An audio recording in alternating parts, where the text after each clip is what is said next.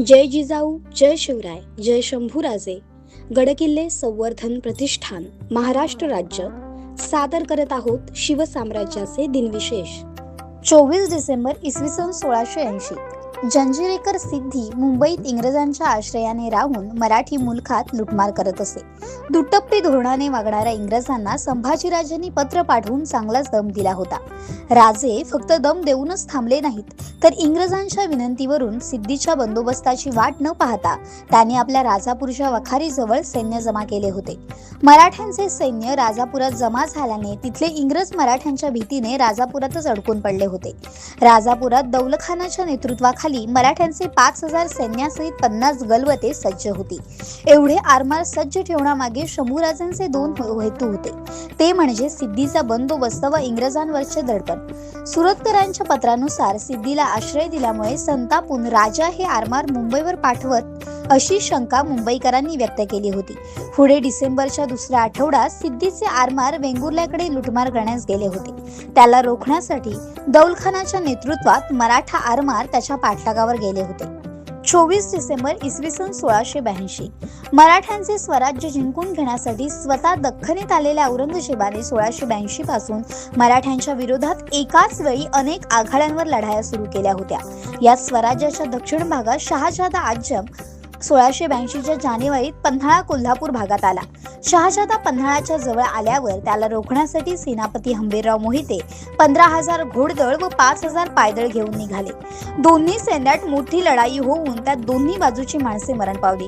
या लढाई संदर्भात मुघल सरदार कुलीच खानाने औरंगजेबाला पत्र पाठवून आपण मराठ्यांवर विजय मिळवला असल्याचे कळवून बादशहाची आपल्यावर कृपा व्हावी अशी अपेक्षा व्यक्त केली होती.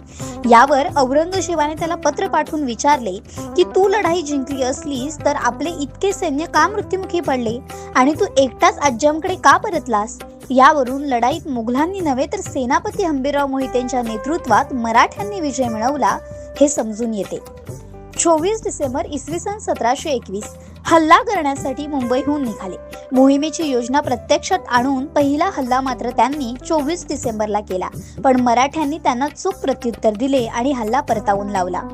24 डिसेंबर इसवी सन 1759. तारावडची लढाई. अब्दालीचे सैन्य अंबालेच्या उत्तरेस 16 मैलावर येऊन ठेपले.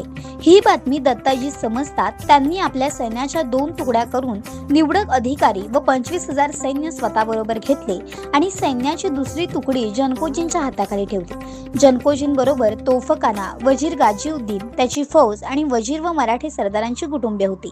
दत्ताजींनी अशा प्रकारे जनकोजीस 20 मैल दूर ठेवले. संकटकाळी त्यांनी आपल्या मदतीस यावे आणि अधिकच आपत्ती कोसळली तर त्यांनी लगेच दिल्लीस जावे अशा प्रकारचा दत्ताजींचा विचार जनकोजींस एवढ्या दूर ठेवण्याचा होता. दत्ताजीस अब्दालीच्या सैन्याच्या हालचाली कळताच ते कुंजपुऱ्याहून 22 डिसेंबर रोजी शत्रूवर चाल करून गेले. डिसेंबर 24 रोजी ठाणेश्वर नजीक तरावडीच्या मैदानात अफगाण सैन्याचे व मराठ्यांचा सरदार भोईटे याच्या हाताखालील 5000 मराठी फौजेचे झुंज झाले.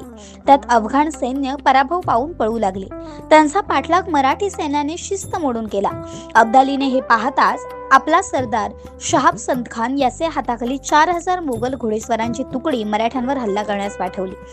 दुसऱ्या अफगाण तुकडीने त्याच वेळी मराठ्यांच्या बाजूवर हल्ला केला. 4-6 युद्ध प्रसंग झाला.